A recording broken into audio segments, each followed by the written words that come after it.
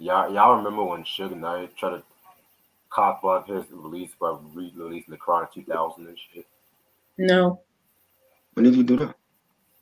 Because originally this album was supposed to be called 2000, the Chronic 2000, because it was released at the end of the new millennium.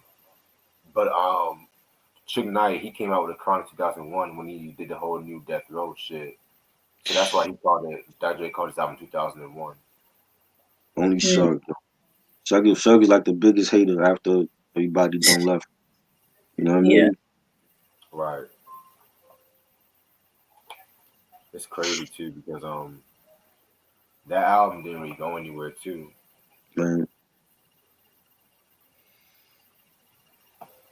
What up? Q, Ronnie. Yeah, man. I plan on trying to do the R. Kelly self-titled this Tuesday though, but I'm gonna give y'all a final answer by tonight because I thought it was tomorrow. I said tomorrow. Hmm. Shit. What time did I say tomorrow? I think 10. Okay, I think I can make that work. Fuck it. I can make that work. Yeah, so cause yeah, I said I was so ready for this album. Oh, you said 11. Next Monday at 11. I kept the schedule. We have like a schedule, for Red. So next Monday at 11. That's what you said. I was just so caught up with school this whole fucking week, so that's why I've been like a little laid back on YouTube and shit to keep it up. Yeah. Yeah, we were just talking about that, Ronnie. That whole Trump got corona. Good. She should die for me. Rid Oh, this country of all the crap that we've been through for this whole year. You and your wife, and bringing a new president, usher in a new era in this country because it's desperately needed. And I don't care. I seen people say, "Oh, get well, Trump." I'm like, really? After the shit that he put us through this year, you don't want him to get over this? I don't. I You mean, know. people just don't want to see other people dying. That's just the way I see it. No, I want him going. I want him going. Everybody else can stay. I want him going because he knew about this for months and didn't do nothing about it. Yeah, I think another reason why people keep saying telling him to get well soon is like I guess something out of the Bible saying love your enemies even though they've been, you know, the worst. So I don't love my enemies. If I got enemies, I can't stand them. I want them going too. So anybody that's trying to bring harm to you and your family, yeah, they need to go. Shit. Ronnie asked favorite song from Parliament Mothership Connection album. Super, ooh, that super long, that long ass super song. Yeah, that that shit right there. That's my shit.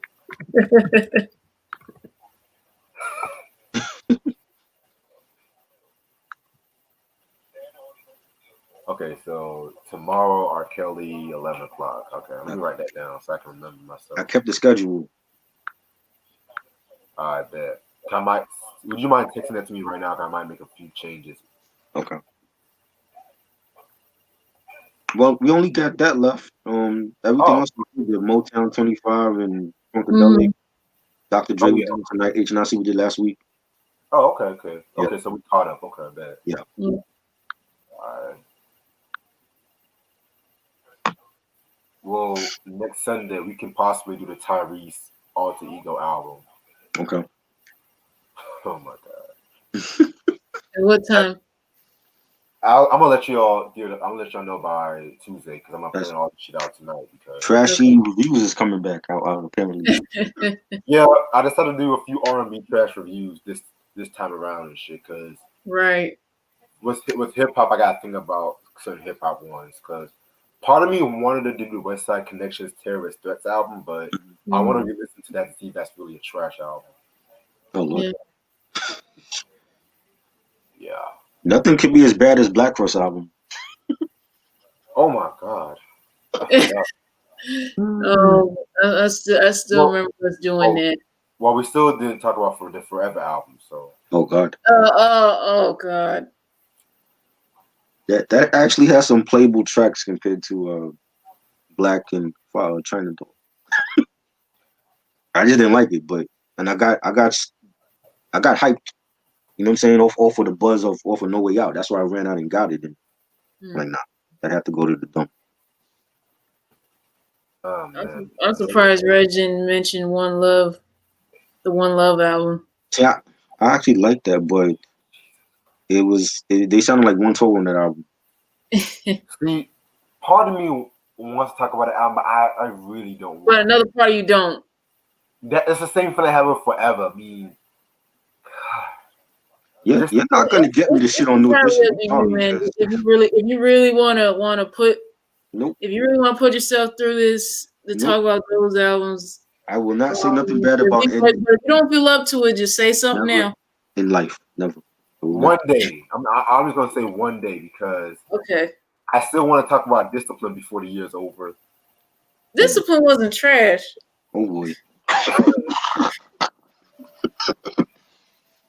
Discipline had some stuff on it that I liked. That I felt that was slept on, in my opinion. Slept on. Yeah. I was sleeping when I heard the album. That's why I was slept on. Not only that, there was some good songs on there besides Feedback. Even though I know they played that a lot on the radio. I don't remember nothing from that album. I heard that album once, and that was it. Feedback. Oh man. I'm surprised you didn't want to throw in 20YL into the mix. 20YL has some joints. It has some joints. Mm-hmm.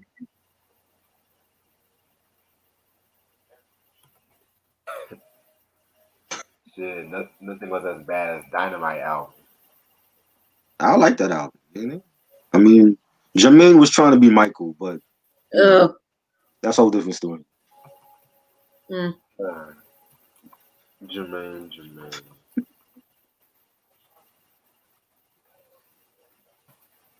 Yeah, I'm watching the Power Book 2 mid-season finale. The girl who plays Tasha from Everybody Hates Chris, man. Yo, she was bad. They got a lot of they got a lot of bad press for the gratuitous nudity and sex scenes and all that.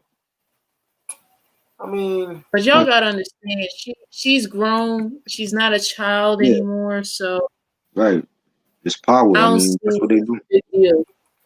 They've been doing. That's like getting mad at The Sopranos for having too much violence and shit. Right. Same thing with Game of Thrones. They had like all these sex scenes. I didn't hear nobody complain about it. Because exactly. I can't stand Game of Thrones. Man. I can't. While it was too hood for HBO, that's why they got rid of it. So why the America started complaining it was too hood. I'm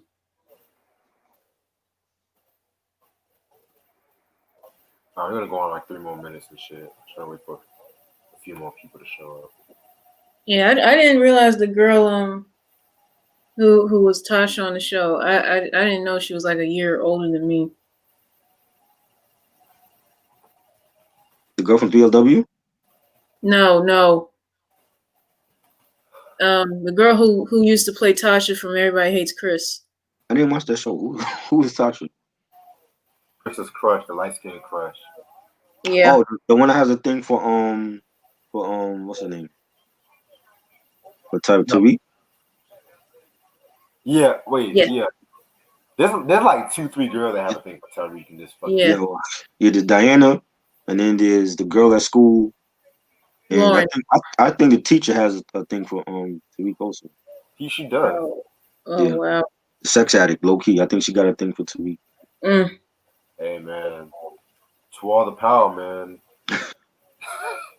To all the power. Low key, man, I'll get with a teacher. I don't go fuck. Yeah, she's hot. She's definitely hot. Is that the new thing now? Like girls keeping their bra on and taking off their panties? That must be like the new thing, because that's what she did. What?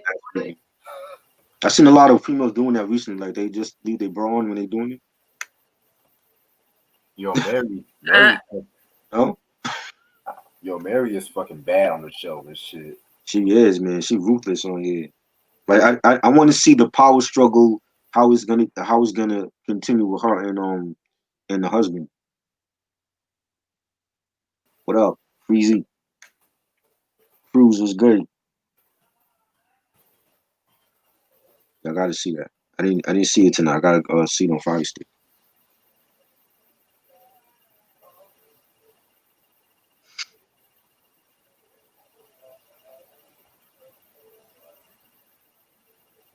Favorite character from Power? Tariq, man. You mean the other joint? Oh, not the new one. Well, it gotta be Ghost. I Yeah. mean, everything was revolved around Ghost. You know what I'm saying? Mm-hmm. Tommy was a loyal. I believe Tommy was a loyal friend until he felt like Ghost screwed him over or whatever. Yeah. Power, what's up? That nigga Tommy was like, "Don't you fucking lie to me." And Tommy will shoot anybody, and he's done it. He will not care. He killed Yeah. Proctor. And supposedly in his show, I can't talk. his daughter is gonna be living with Proctor's daughter is gonna be living with Tommy on his own spinoff Mm. in California.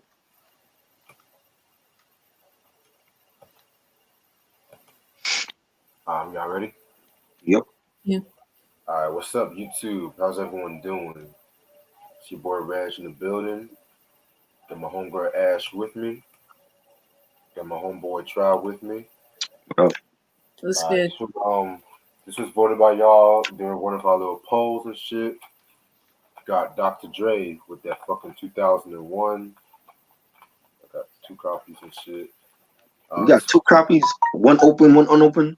Yeah, remember I told you I had a fucking censored version. Oh my lord. Oh. Yeah, this came in the mail like 3 days ago and shit. So I was like, fuck it. Mm. Oh, you got the clean joint. Yeah. Oh. Now I got the split version and shit.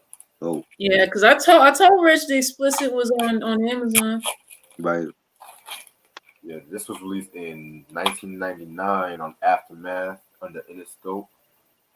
Singles that was released was Still Dre, Forget About Dre, The Next Episode, and The Watcher.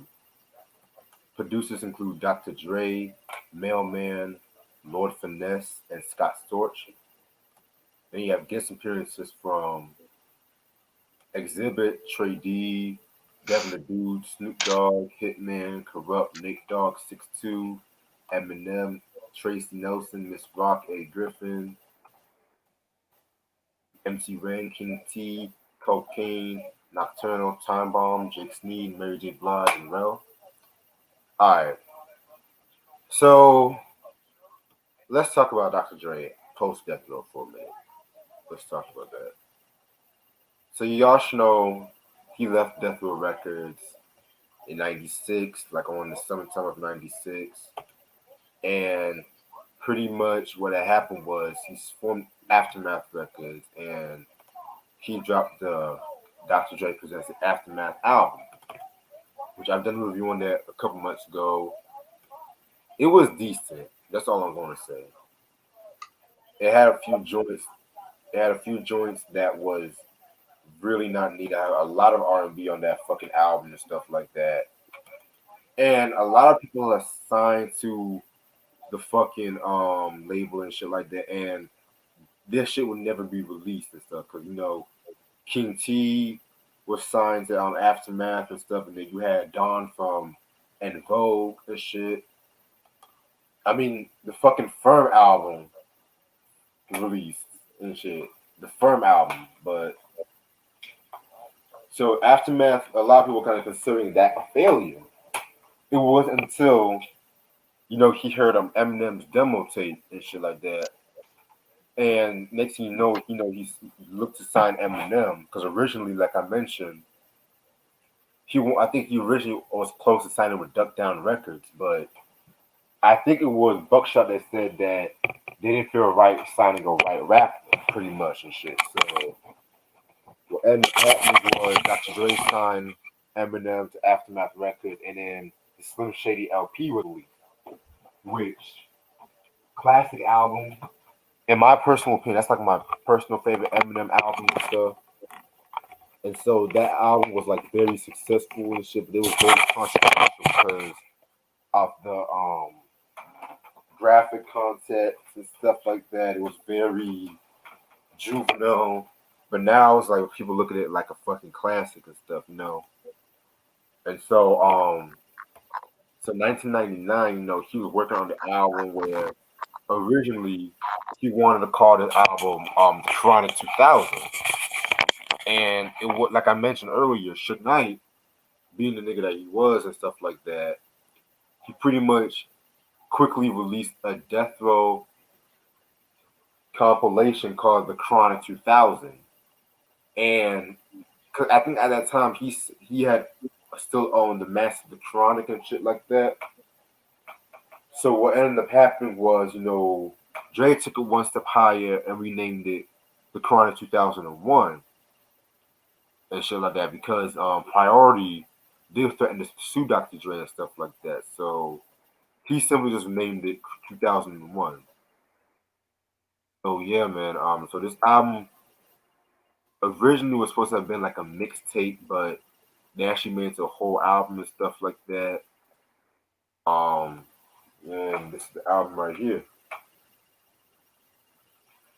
Yeah, man. This was released 7 years after the Chronic. Let me just make something clear. Dre Presents the Aftermath is not a studio album. It's like a compilation and shit. So I know a lot of people want to say that's a studio album, but yeah. So this is the album cover right here. Very, very dope album cover and shit like that. You know, it has the iconic marijuana symbol right here. Just the futuristic font and stuff like that. I always fucked with. You know, just seeing him in the studio with like Mailman, Hitman, and shit like that. Yeah, man. Very dope and shit like that. Shit, very dope. Um, and yeah, this is another picture of Dre right here. And what I found interesting, like you had the years like 1998 all the way up to 2001 and shit like that. I guess this is how futuristic he was, you know. So yeah, man, like 7 years after the Chronic was released, this was like among the most anticipated albums, and at the same year and shit like that after the success of Slim Shady LP. I'm gonna check what's going on with Trump and see if he's good.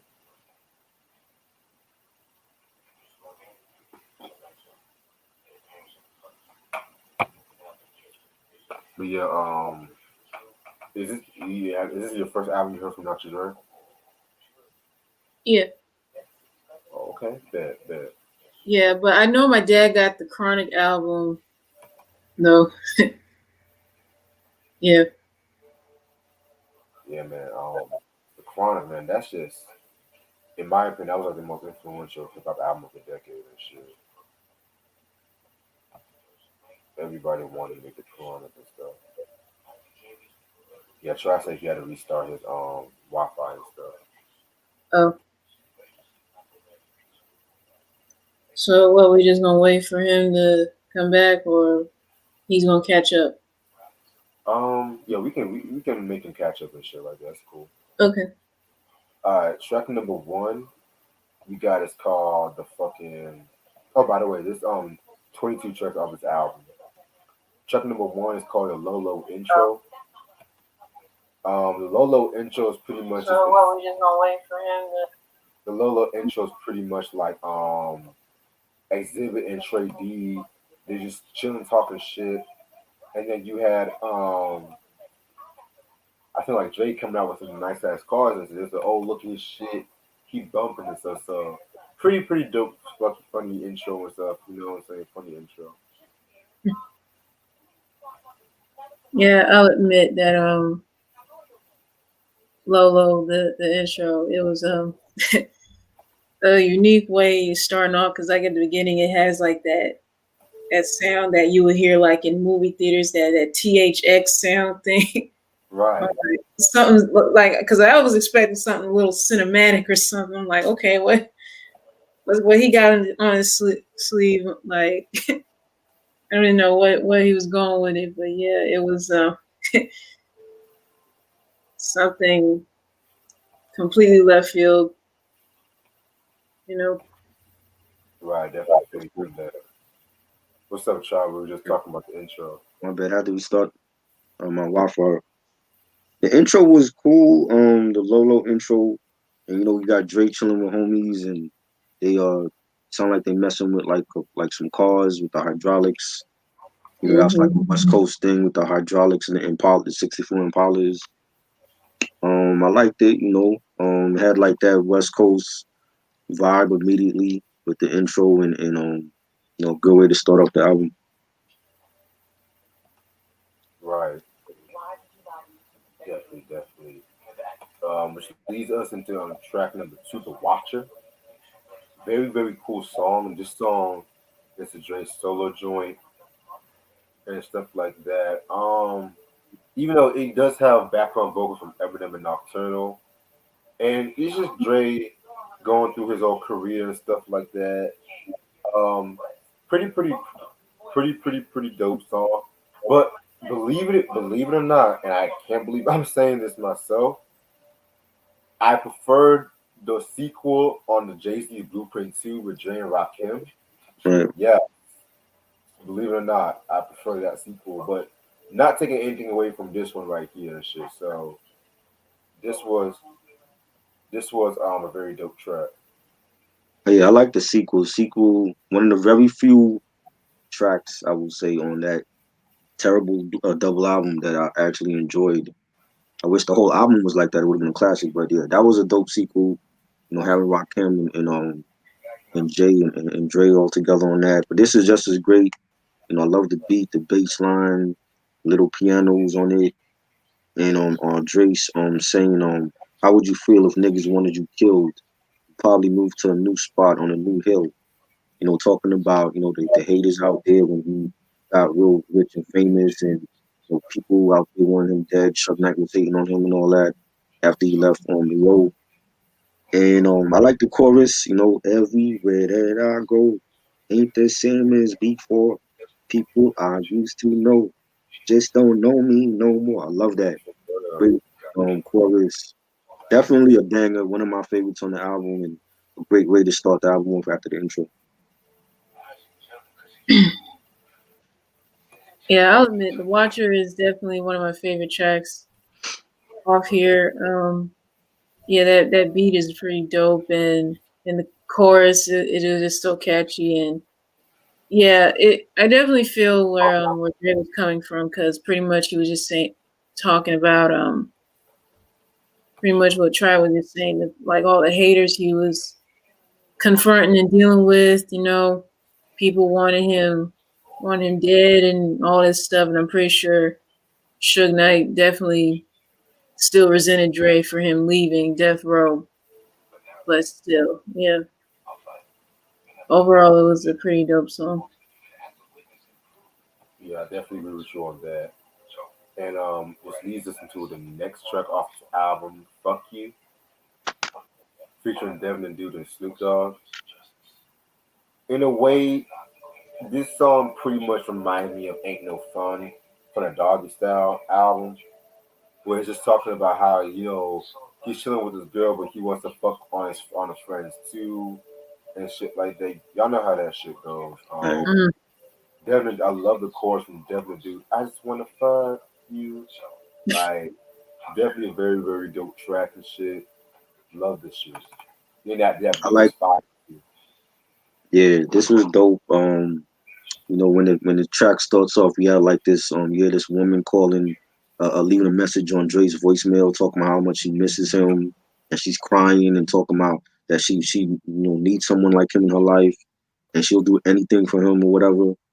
And then it gets into the track, and I love the beat. It's real smooth, real melodic beat. The bass line was hard, and we got Dre saying, "Gotta thank you for that head clinic, explicit, hella photogenic," and just dogging out women like guys do, and You know, you got Devin on the chorus. I think he's an underrated artist, and just a dope song. Like Red said, like it reminds you of you know, it ain't no fun, and you know, bitches ain't shit. Songs like that. You know, it was real like crude, real all out there. You know, just dogging women out, and you have a lot of these type of songs on this album. You know what I'm saying? So it's definitely a dope song.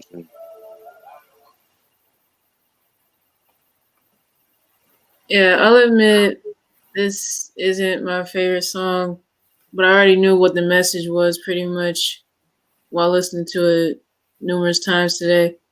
Yeah, he's pretty much dogging women out on this track, and I mean, I get where he was coming from. At the same time, I felt like it just wasn't necessary for him to do that. But even though it is true, and plus, I know women can also do the same thing, dog men out when they've been, you know, doing their thing, going around town, sleeping with whoever, pretty much. Yeah, I just didn't really care too much for this song. I was just about to ask you that, Ashley. Like, as a woman, you never felt like had a time in your life when you wanted to just dog a guy out, or just have like just sleep with him like one time and then cut him off.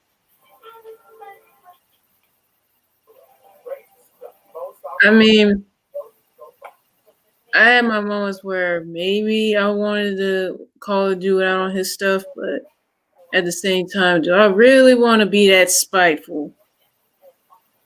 I mean, women Because do it, you know. that's something that people really would expect me to do.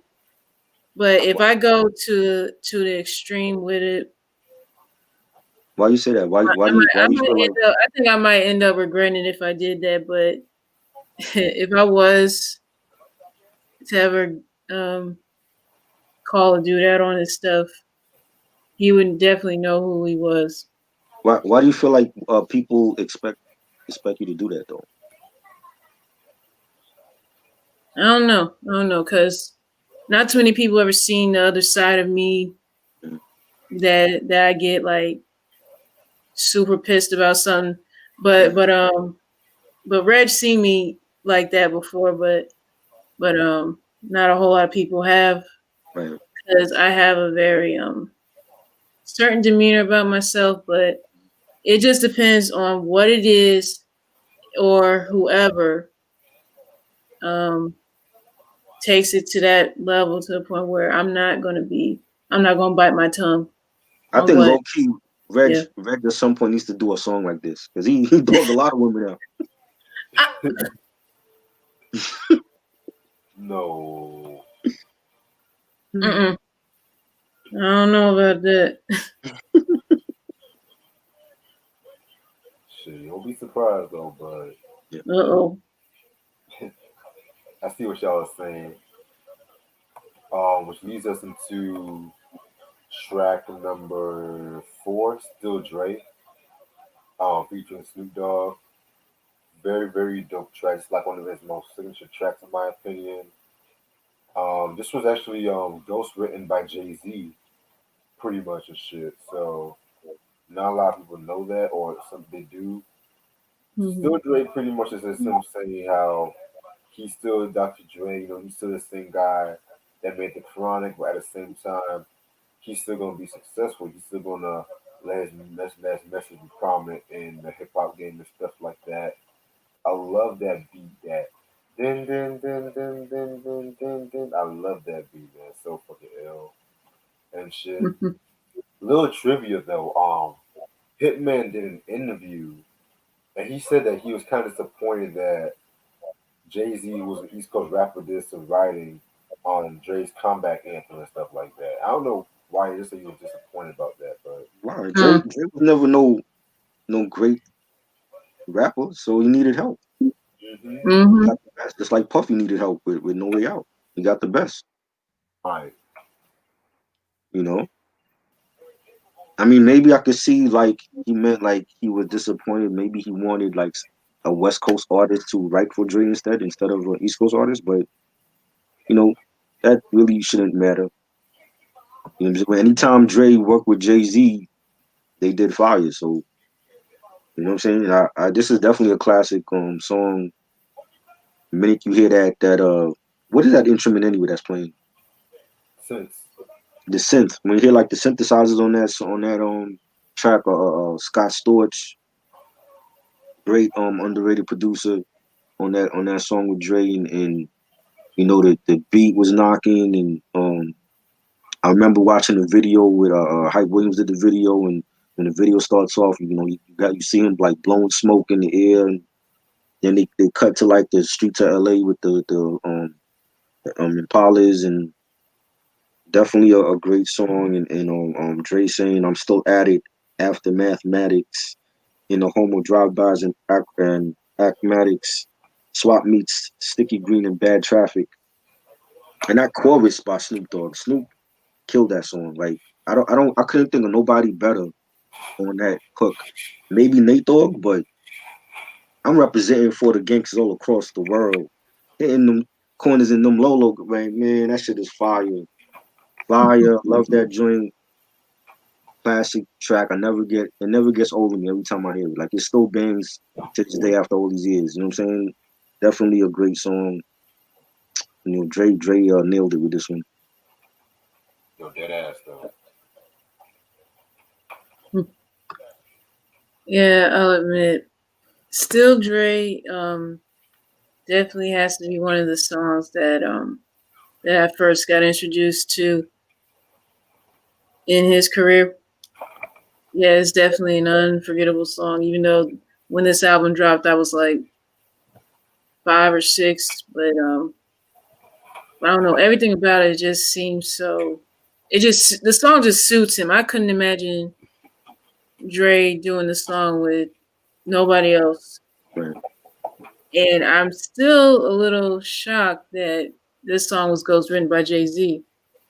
But hey, I'll Yo, admit he had a hit on his hands when he did it, and I commend everyone involved by putting out this incredible track here.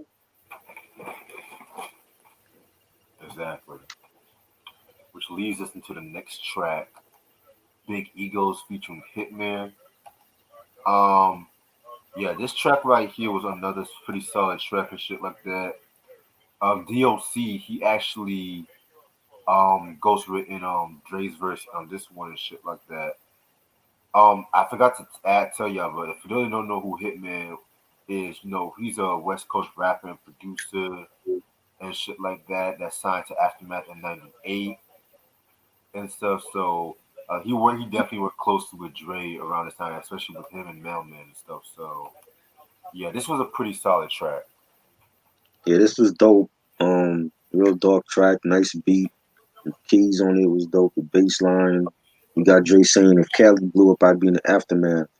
Bumping gangster rap shit down the blast for cash. You know, talking about the aftermath album cover with the whole explosion and all that, and he'd be a part of that. And, yeah, definitely a dope song.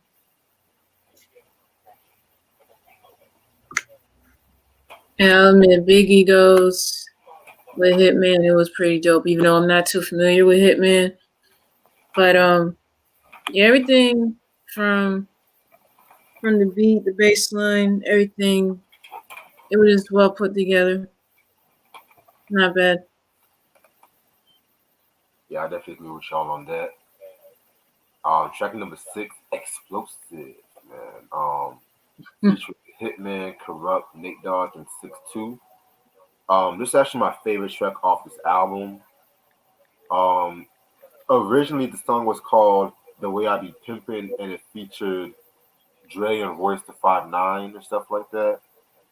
But they had Corrupt, Nate Dogg, Hitman, and 6'2". Very dope track. It's Nate Dogg just made the track in my opinion, and Yeah. that beat too, that ding ding ding ding ding ding ding Mm-hmm. ding ding ding ding ding, and like I love that sample that they use. I know Erica Mm-hmm. Badu also uses for Bag Lady too from the Mama's Gun album, which Right. Yep. that's another album I have to talk about too very soon.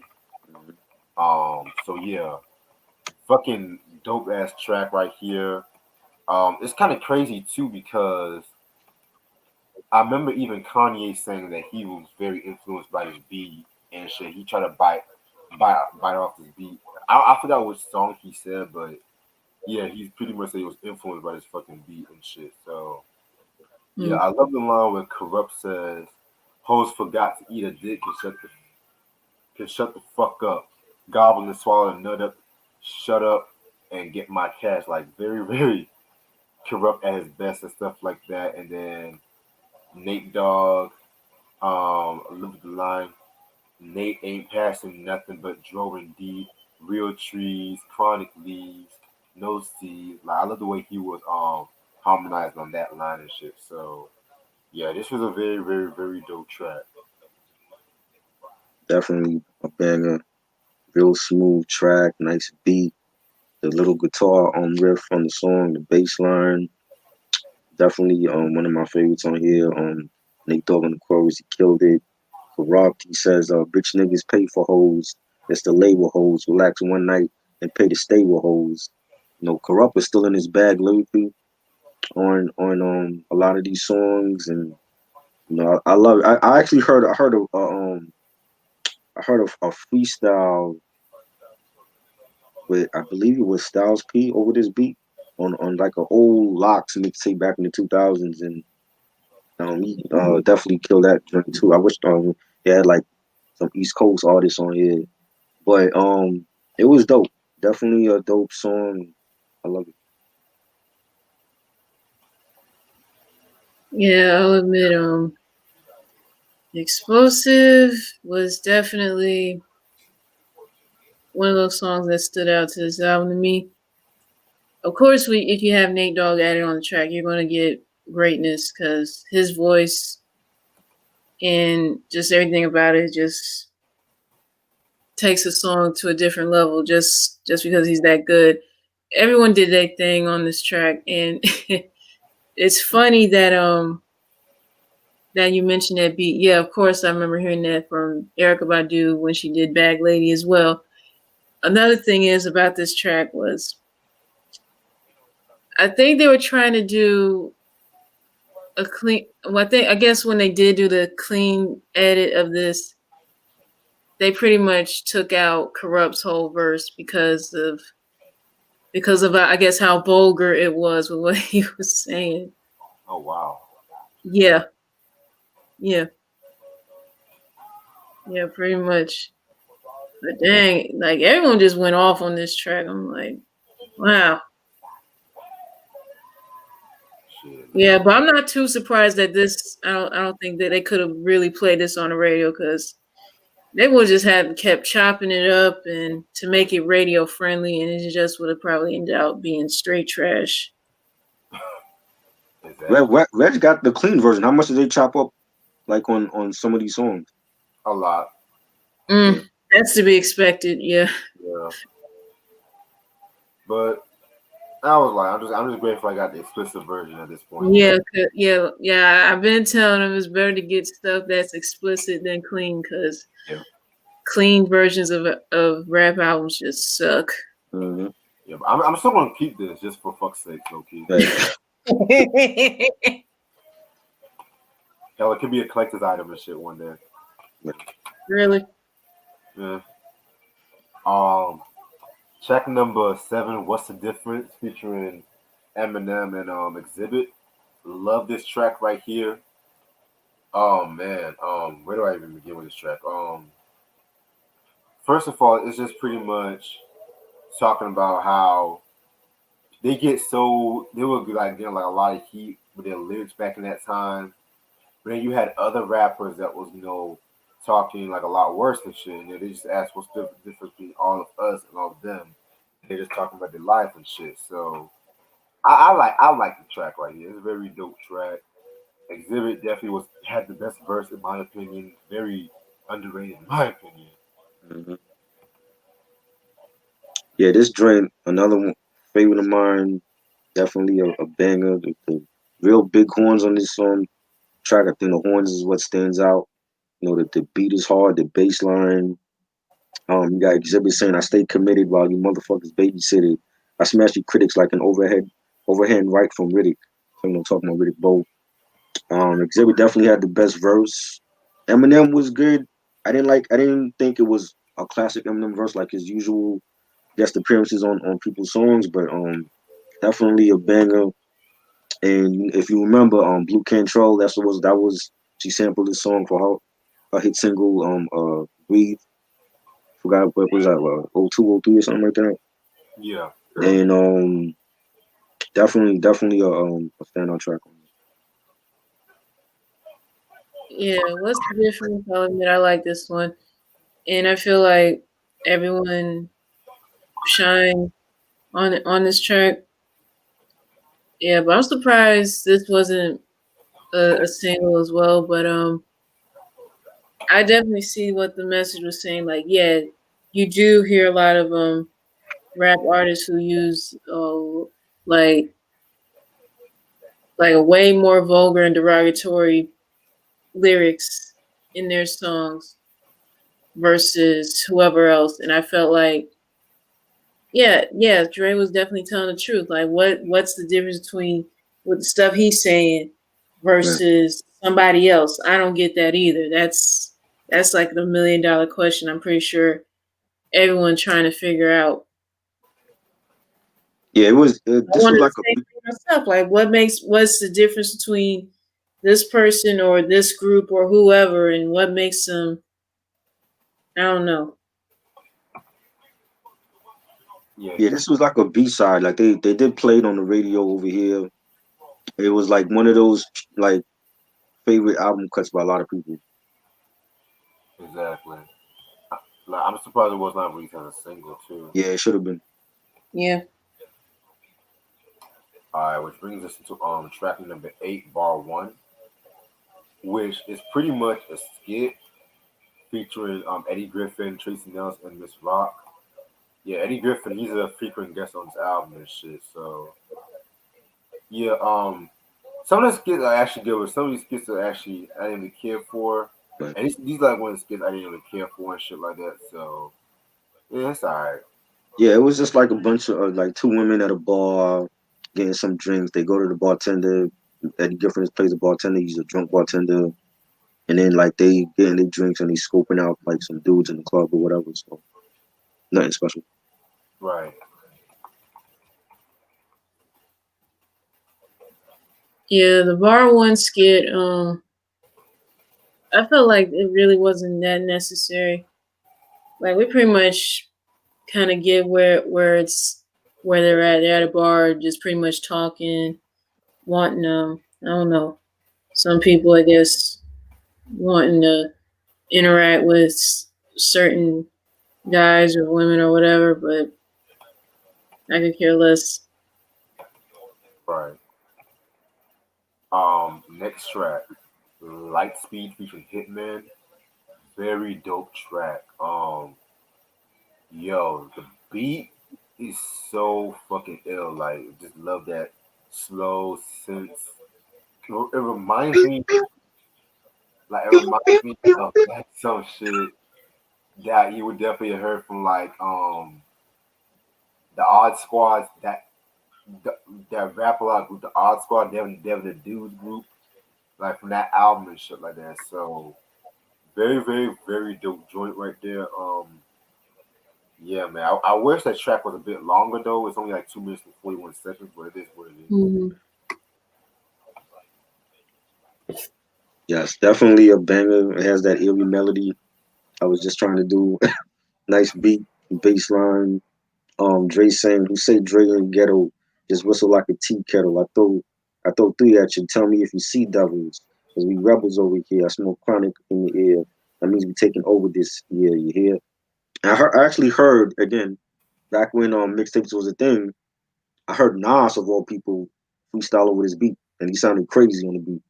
Oh wow. Like he was into like his, like QB post Escobar bag on that freestyle, man.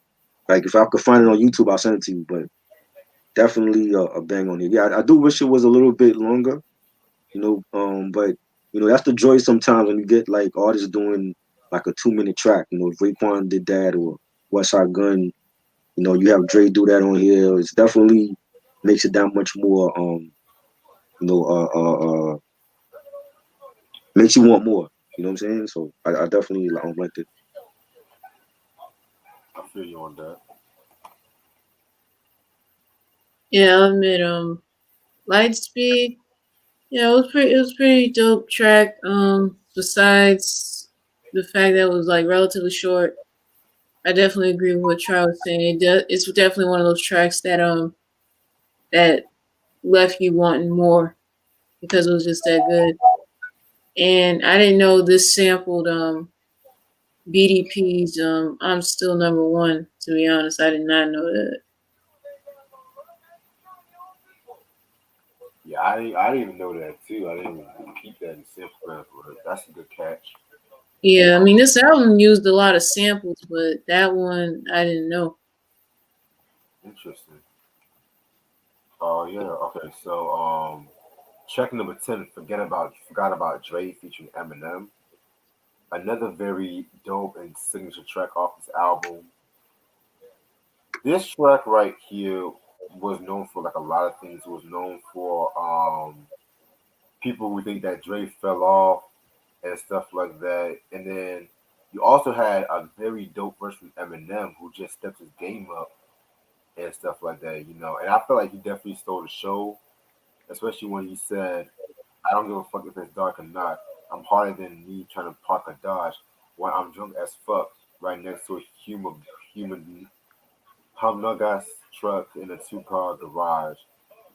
Yeah, very, very dope shit. If I'm not mistaken, I want to say he got the hip hop portable for that verse, and I want to say he also ghosted Dre's verse on that track too, but I could be wrong. I didn't even know that. Yeah, this was definitely a classic joint. Um, yeah, I like the fast flow by Dre and Eminem on it, and make a good pairing. You know, like they did on Guilty Conscience from Slim Shady LP, and you know, Dre sounded angry on this song. Like he sounded like, yo, like y'all forgot about the doc, y'all forgot about all the hits I've made for, other people, put people on, put Eminem on, 50 Cent, Kendrick, the game. You know what I'm saying? Like so many people, and I felt like he wanted his respect and his props on this song, and he let people know, like, I ain't having that. This is the millennium aftermath, and ain't gonna be nothing after that. There's gonna be one more platinum plaque. Fuck rap, Gav it back. Fire flow. I love that flow.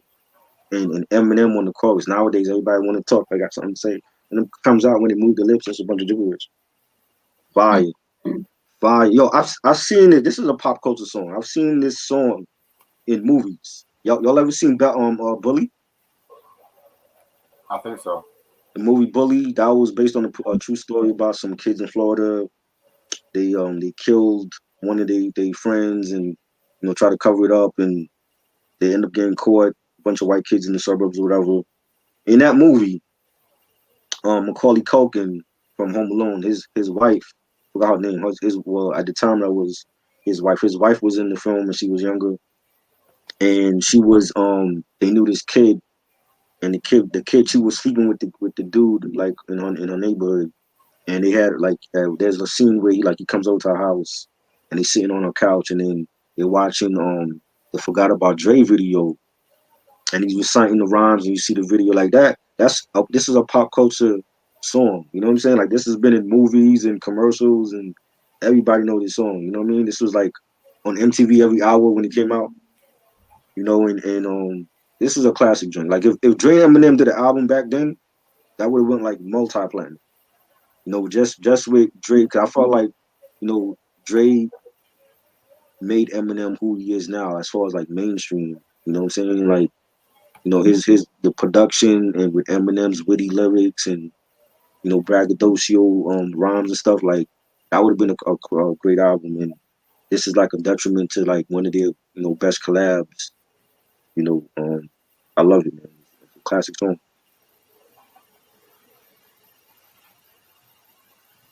Yeah, forgot about Dre. This was a definitely another unforgettable song that I still love to this day. And I remember seeing the video when I was like, I don't know, 10 or 11 years old.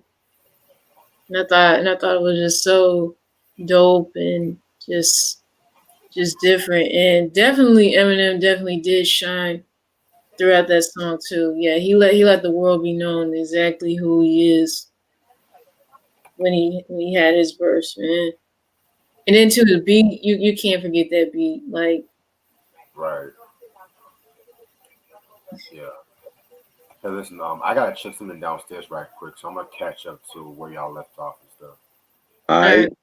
Then we get to track 11, the next episode. This is a Mm-hmm. single. I love this joint, yo.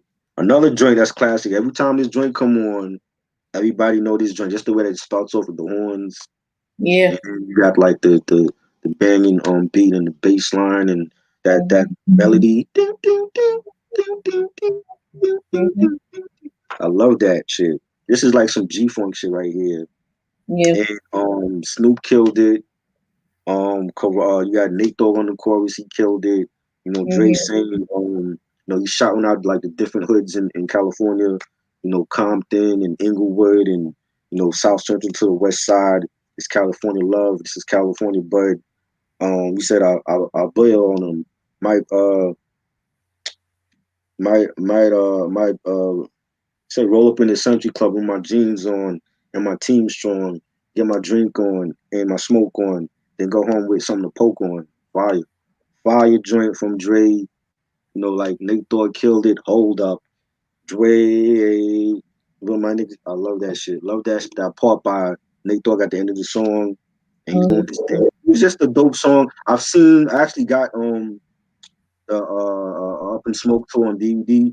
And if you never seen that, you gotta see that because that whole performance where they're performing like songs from this album, like the next episode and Forgot About Dre and Still DRE is great when you see it in concert. Definitely a different type of vibe, but this is definitely a classic song, man. I love it. Yeah. The next episode is definitely another timeless classic. Yeah, I liked with Nate when he came on at the end.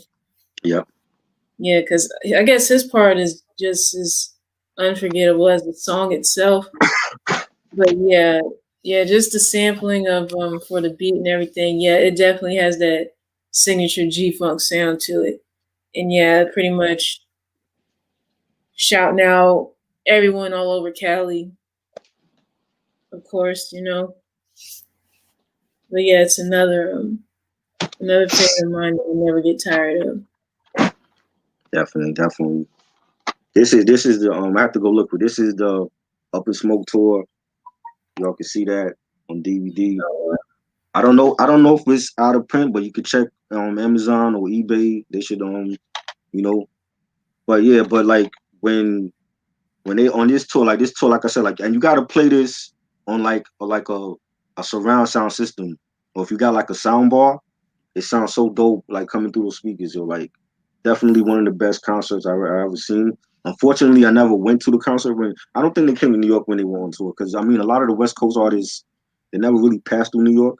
They used to do that back in like the 80s and 90s, but they stopped doing that after a while. But like especially after that whole East Coast West Coast thing. But I definitely would have went to this tour if Dre was in New York. But definitely a great concert. If you've never seen it, definitely try to find it. But yeah, like that was a great song. We get to what's the next song? Track 12, Let's Get High, featuring Hitman, Corrupt, and Miss Rock. And yeah, this was cool.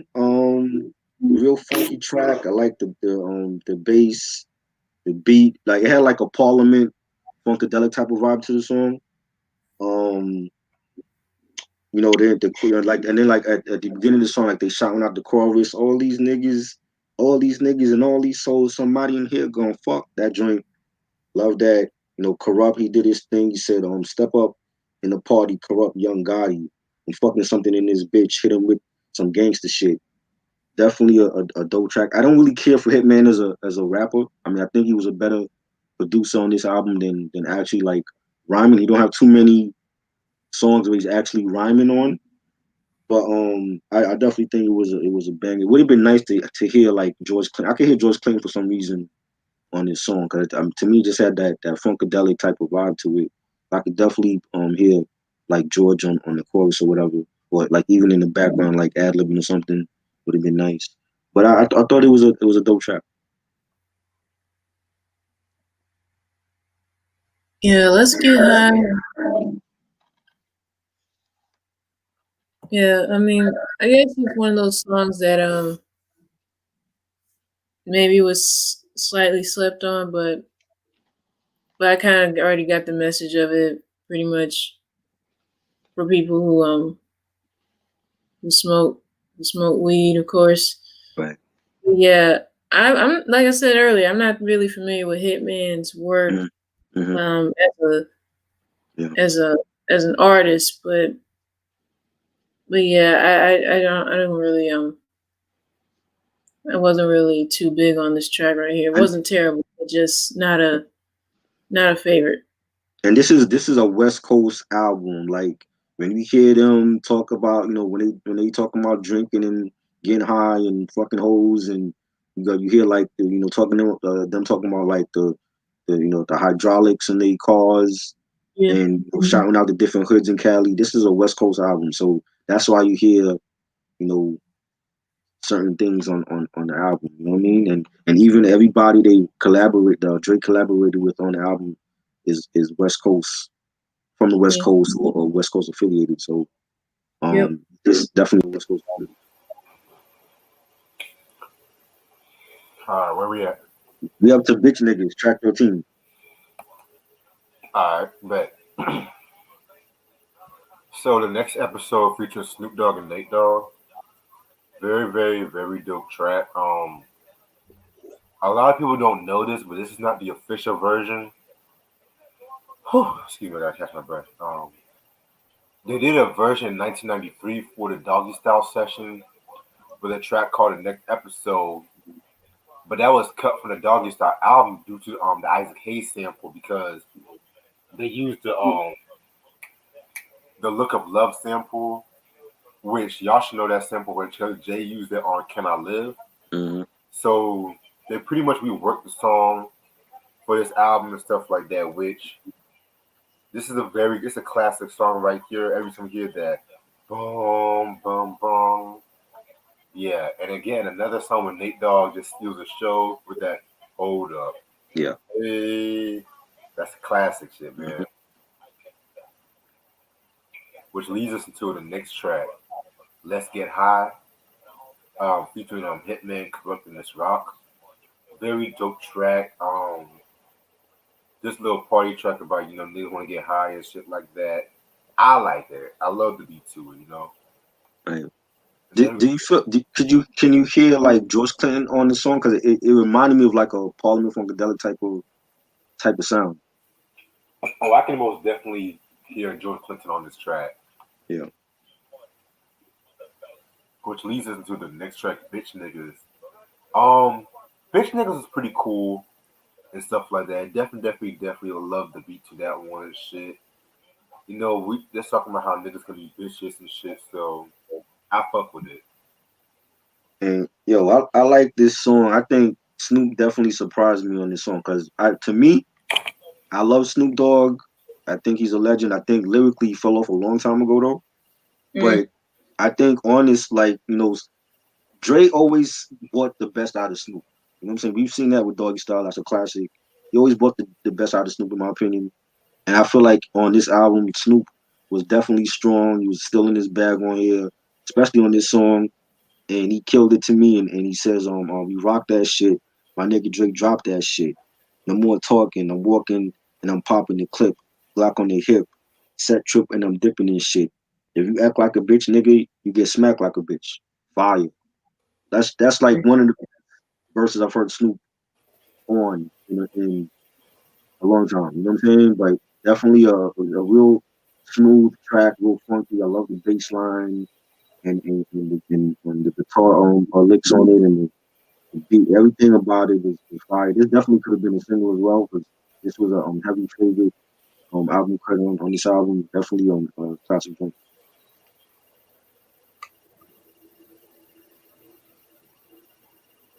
Yeah, I'll admit this song here, it definitely is one of those songs that goes hard, especially with Snoop. I mean, I really wasn't expecting like Snoop's verse to be the way it was. 'Cause I'm like, dang, he really coming out with heat right now. It's just that like yeah, pretty much it has a message that we all already know. It doesn't need to be said again. But I could definitely would have seen a possibility for this being a single. Yeah, definitely. I see what y'all definitely saying about that. Mm, Next skit is a skit called Car Bomb, which that skit features Mailman and Charles Henry and shit like that. Nothing to it, just a little skit and shit like that. You know, Chris and bomb in the car. Nothing really to it and shit. You know what I'm saying? mm.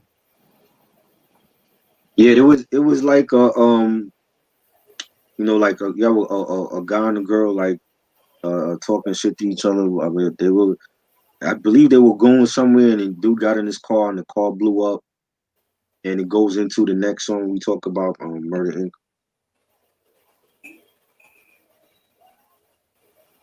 Yeah, I'm pretty sure. I already know the car bomb skit was like pretty self-explanatory. You know, really wasn't much to it. Yeah. Which leads into the next skit. This next song, excuse me, Murder Inc. Ironically, how they have a song called Murder Inc. and they want to beat with Murder Inc. But yeah, this track features Miss Rock and Hitman. Yeah, this is a very dope track right here. Um, Pretty much, just talking about handling their business and shit like that. You know, calculating shit. You know what I'm saying? Again, definitely love Miss Rock's verse on this track right here. So yeah, very dope. I like it. Real sinister beat by Dre. Samples the Halloween classic Halloween film by John Carpenter. Um, Miss Rock did her thing. She said, detrimental to your health. Should have learned your lesson, but it's too late, nigga. Bye bye. Better count your blessings. Definitely a dope song, and there's like a story on like within the track, and in the skit before you had like there was some niggas ice grilling the dude and the woman, and I think they had something to do with the whole this whole Murder Inc. type of track within the storyline. And yeah, I thought it was dope. Definitely was a dope collab. Yeah, Murder Inc. I found to be a little ironic because there's a record label with that same name, but other than that, it was another one of those songs that I felt like it could have been a little bit longer. I felt like it was too short. It kind of left me in suspense and wanting more. Yeah, I definitely see what you're saying about that. Alex, definitely. Yeah. Um, Next track is called Education featuring Eddie Griffin. Mhm. It's probably my favorite skit off this fucking album, in my opinion. Mhm. Just has Eddie Griffin talking shit, as fucking Eddie Griffin talking shit and stuff like that. And he's really much talking shit about how women does everything to the man around and shit like that. Like this line's like what he said, biggest hoes on planet Earth are walking through the motherfucking neighborhood. You knew when you got with the nigga, you already had a woman. Like you pretty much know attacking side chick. That's the best way to put it. So yeah, man. Yeah, and he's talking about like the biggest pimps on this earth is her mama, and how like her mama want the daughter to be with a dude that got money and a nice car and got his shit together, but you never see her with a dude with a bus pass and shit like that. And that was funny. I think Eddie Griffin is a underrated comedian, so I liked it. Yeah, I agree with Reg. This is definitely one of my favorite skits off the album. I felt like Eddie was speaking straight facts on this. Like man, mm, he was just telling the truth, pretty much. And it happened, and it's situations like that that happen all the time, even now. Yeah, I guess he used to him there, like try to be a side chick and shit. Yeah. All right, some LA niggas featuring Hitman, Defari, Exhibit, Nocturnal, Time Bomb, King T, MC Ren, and Cocaine. Very dope track. Very dope posse cut. This song reunited Ren, since the NWA days, and I just find it cool that you had MC Ren and Cocaine, part of Ruthless Records and stuff like that. They are on this album, so I thought that was kind of cool and shit like that. One thing I loved about this track, some LA niggas, was just the way how each verse starts off with like a line from a West Coast like hip hop track and shit like that. Um, yeah, man, who had the best verse, man?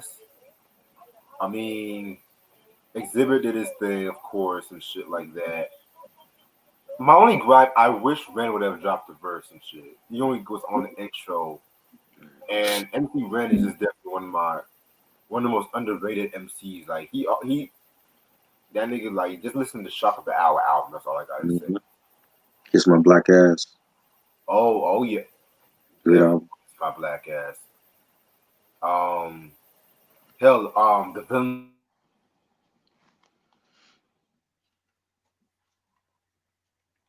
Lose Reg. Yeah, I think ended up cutting Definitely him. a great posse cut. Like I said, like it's all LA artists on this album. You got King T, you got MC Ren, The Far Ride, Exhibit, Nocturnal, um, Cocaine, Time Bomb. To me, I like King T verse. I think King T is an underrated lyricist as well. When he says, I'm coming straight out of Compton with a loose cannon. Smoke Big Green, call it Bruce Banner. Fire. The beat was hard. Definitely on some LA shit, some gangster shit on this joint. I liked it. It would have been nice to have like a little video, like a underground video for this, but Mhm. great lineup of West Coast MCs, especially the Far Ride. The Far Ride is another underrated cat. I remember listening to him from the Focus Daily album, his first album back in I think it was '96. And the stuff he done with Dilated Peoples and Liquid Crew and them. So definitely an underrated posse coming. Yeah, I mean, this song is another one of those tracks that go hard. Yeah. Everyone, I guess, had a moment to shine, but yeah, I do see what you're saying. I feel like MC Ren could have had a verse instead of just having him on the intro of Right. it. Yeah, I felt like y'all should have like let him have a few moments to do his thing too. But Right. it is what it is, and yeah, I could definitely see it having possibly a music video for this. Mm-hmm. Especially if we Yeah. had YouTube. If we had YouTube back then, they definitely could have did a video. Mhm. Just dropping on YouTube. Yeah. But yeah, like you have Ren. Ren is from one of the best legendary groups of all time, NWA. You want to hear how Ren would sound on a Dr. Dre track. Right. You know what I'm saying? At least in the modern times. You know what I'm saying? So I feel maybe there was something to that. We Right. got it later on the Ice Cube track on Hello. That was a dope song. But yeah, that was a missed opportunity.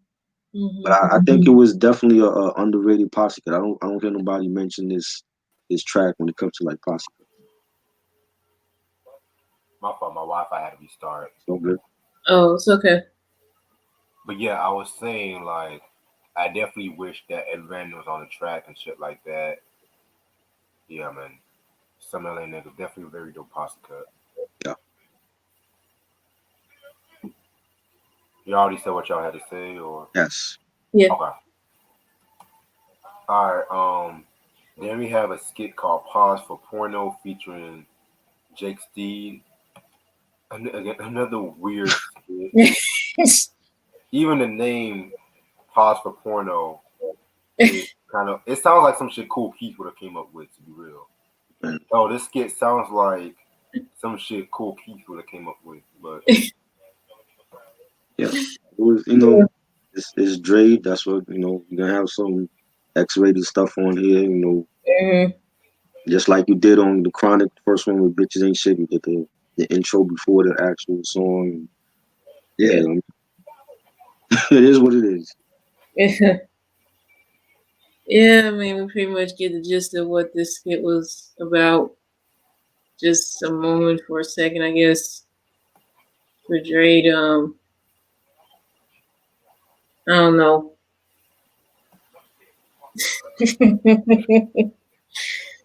Yeah, I could have done without this skit.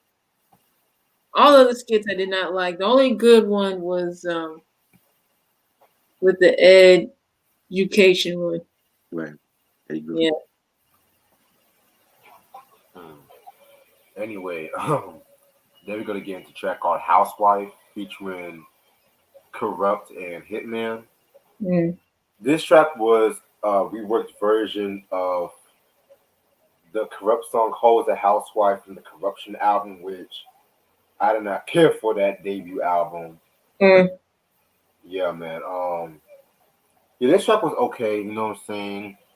Corrupt definitely did his thing on the track. Him and Dre, nice to hear them together and shit like that. So yeah, Yeah, I liked it. Definitely a smooth track. And I love the beat, real melodic. You got, Dre and Corrupt, talking about hoes. You can't make a hoe into a housewife. And Dre says, what he said,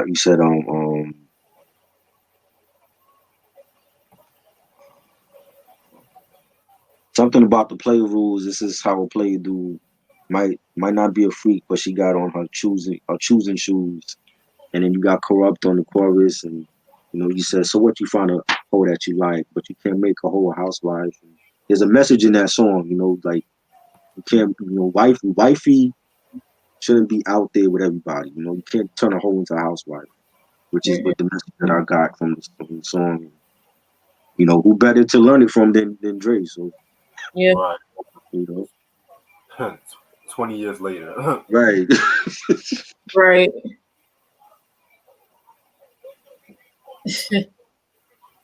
Okay, Housewife is definitely a track that was relatable then as it is now. Pretty much any guy who's dealing with a certain female, I guess, who's has an infamous reputation of being labeled a hoe. Yeah, you really can't turn her from that to a housewife, pretty much. Exactly. Hmm. Next track, "Act Like." This is a hot. This is a Hitman solo track and shit like that. Um, yeah, very very solid joint. Hitman does this. It's like Hitman was like the star of 2001. He appeared on more tracks than Snoop and Eminem. I'm just now noticing that and shit. So Yeah. yeah, I felt like this track was pretty dope, pretty solid. I think Dre was doing that on purpose though, because we never really heard of Hitman before. Mm-hmm. Right. So I feel like Dre purposely like pushed him out in the forefront, like, yo, you're gonna produce with me and you're gonna Mhm. mix the album with me, and then we're gonna have you on tracks. And I don't really care for him as a rhymer, but I love that beat with damn, damn, damn. I love that Right. that beat was fire. Like anybody could have spit on that beat. It don't have to be Hitman, but I didn't really care for Hitman as a his bars on here, but definitely like the instrumental. Yeah, act right. Yeah. It was a pretty good song. Yeah, I noticed that he had Hitman on this album a lot as well. I guess that pretty much was his mission to have him on here because, like I mentioned this twice tonight, that I never heard of him until just now. So yeah, but yeah, I'll admit this was a pretty good song. I felt like it was slept on. Could have been a possible single. Right. Track number 21, Bang Bang, featuring Hitman and Nocturnal. I love that beat. I love it's funny how the chorus like everywhere I go, all I ever see is bang bang. I love that shit. Oh man, this track right here was nuts and stuff. You know what I'm saying? Eminem and Dre was also in the intro and chorus and shit too. I love the line where Hitman says, "Yes sir, in the killing field, I got my life preserver, and I'll do my time for murder. These niggas got the nerve to question me like the color that I got on. I see that red dot on your knife." Yeah, this was a very ill track. I love it, man. Again, another dope G Funk track. The nice beat, the bass line. You got Dre saying niggas got AKs. Niggas is way more crazy than Dre was back in his NWA days. Mm-hmm. And yeah, I love the chorus. And they're definitely a band, definitely a standout album cut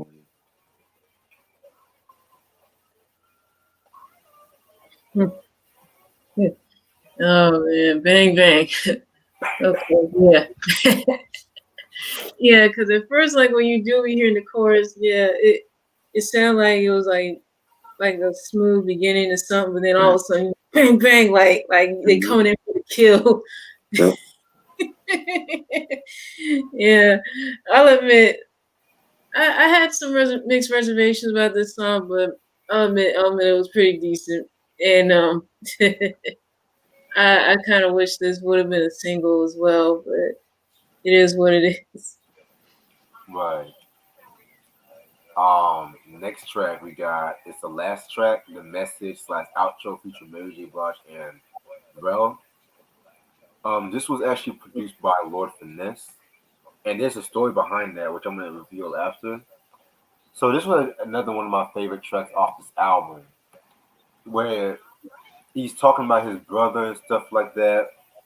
But it was ghost written by Royce the 5'9", and when his ghost, I mean, when Royce wrote this track, he wasn't really thinking about Dre's brother. He was writing from his own experience and stuff like that. And with Lord Finesse, he pretty much when he met with Dre and stuff like that, he kind of had embarrassed himself because one of his machines was not working and it was not starting on time, and Dre pretty much was like waiting and stuff like that, and Lord Finesse pretty much said he felt embarrassed by that shit. So, but yeah, this beat right here, this song, very very very dope track right here. Mary J. Blige definitely was a good choice on this chorus because Dre had produced Mary J. Blige's Family Affair. Family Affair, yep. No More Drama album, which very dope track and shit. Yep. Classic joint. I love that joint. I love Mary. That's like one of my top 3 favorite female singers of all time. So this was great to have her on a Dre album over a Lord Finesse beat. And it's really smooth, really melodic. There's like a real somber tone to it. And Dre talking about his brother that passed away. If y'all seen Straight Outta Compton, you know what I'm talking about. And he says, now what am I supposed to do? I'm only half the man that I was. I'll never last. Because my better half is up there with you. And yeah, beautiful singing by Mary and Rel. Rel never came out on Rockefeller. He came out with like a couple songs. Never no album. I think he was. Well, we don't even know how much potential Rel would have had because he never came out with not even a mixtape or anything. I felt like that was a wasted spot on Rockefeller. But the beat and the bass line, the pianos, definitely a beautiful track and a great way to end the album.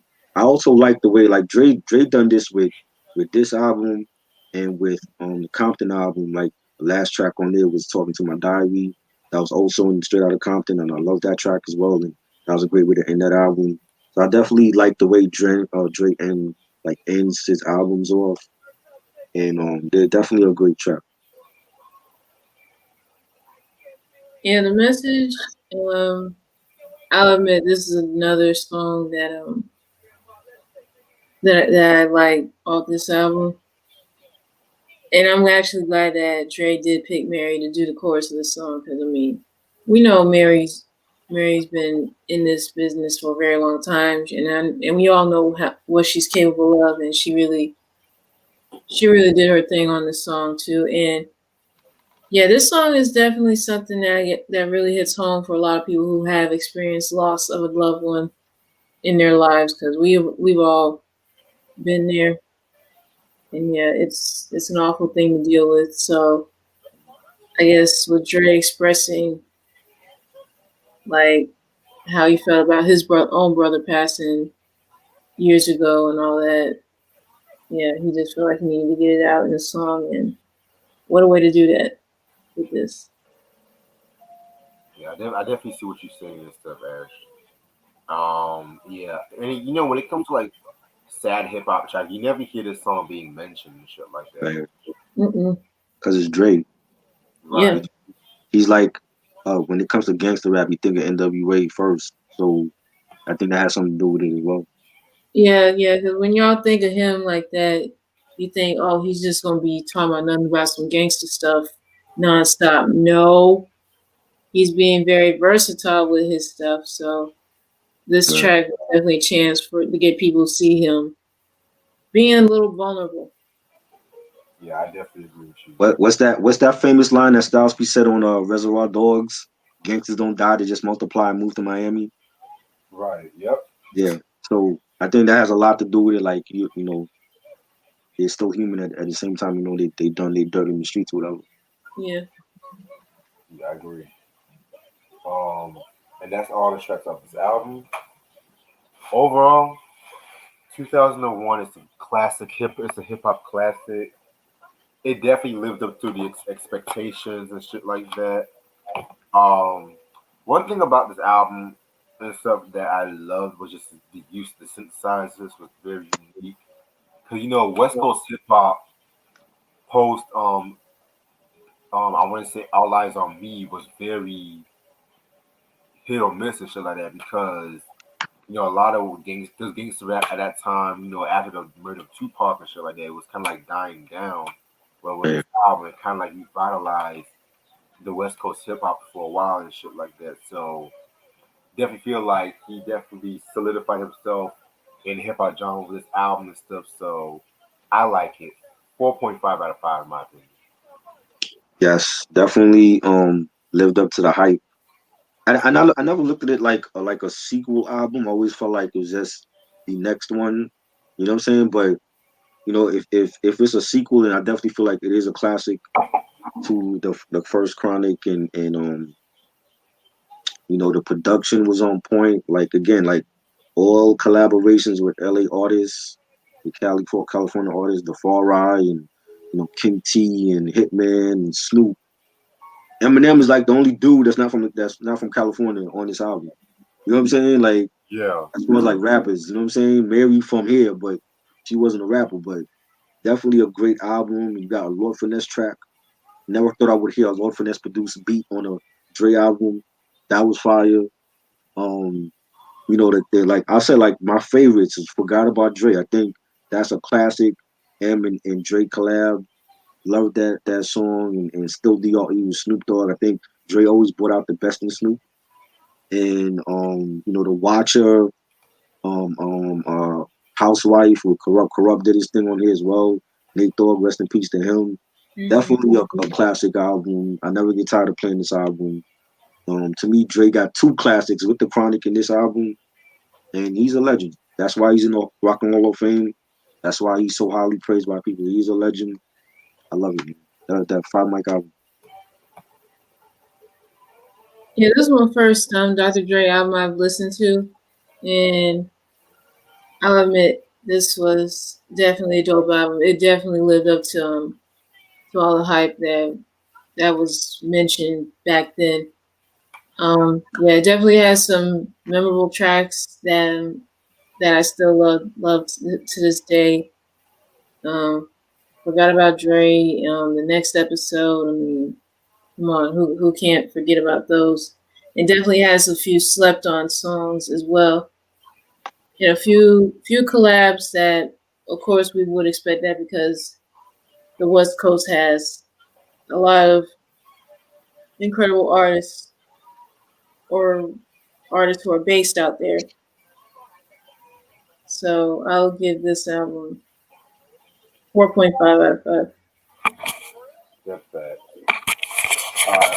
I'm actually gonna end up the video right here. Little StreamYard, y'all tripping on that bullshit, but Mm. yeah. So this tomorrow at 11 o'clock, we're just gonna talk about R. Yep. Kelly's self-titled album. Yes. I really cannot wait to talk about that album and shit. Really cannot wait. Mm. And definitely got a few good hip hop albums to do this upcoming week. So stay tuned on that. Reggie, you ever saw this, the Up in Smoke tour? Yeah, I've seen that years ago. Yeah. You remember, yo, they got in trouble when they went on tour, when they went to Detroit and M was coming back home and how the cops tried to like shut down the tour Oh, because word? because they didn't want Detroit didn't want them like, doing certain songs in their city. They actually showed that on here, like when they went to Detroit, like the cops tried to shut them down. Wow, that's crazy. I never knew that. Damn, that's crazy. Yes, but this was a great tour. Definitely, if you mean watch it, definitely try to get it because when you hear them live doing these songs, it's still a different experience. So definitely a decent concert. Okay. Yeah. So yeah, man. Definitely can't wait because this month is gonna be some good reviews this month. I was thinking about doing Mystic Styles, pre-recording that and dropping that Halloween and shit. Okay. I got another Halloween one that I want us to do for my channel. I'm doing like all horror content this month for October. Which one? I'm gonna tell you in DM, but Okay. they don't like it. They will like it. All right. And stay tuned by tomorrow morning. I'm gonna drop 2 viewer polls. Y'all gonna be I lit voted already because the Motown one I voted for Stevie Wonder. for the songwriter one. Yeah. Yeah, I had to redo that one because I forgot Ashford and Simpson. I was just like, Right. how can I have a Motown songwriter poll without Ashford and Simpson? So I was like, let me take this back and do that. Mm. But yeah, and I've seen a lot of people say that Silk Electric is like their favorite non-Motown album, which I never heard that album, to keep it a book. So Me neither. I'm gonna be listening to it though. But at the end of the day, this was a very, very dope review. I love this shit. Yes. I'm definitely gonna re-listen to self-titled tonight because yeah, that review is going. That's been like 2 years in the making. So other than that, hope everyone has a good night. Stay tuned. Peace. Peace. Peace.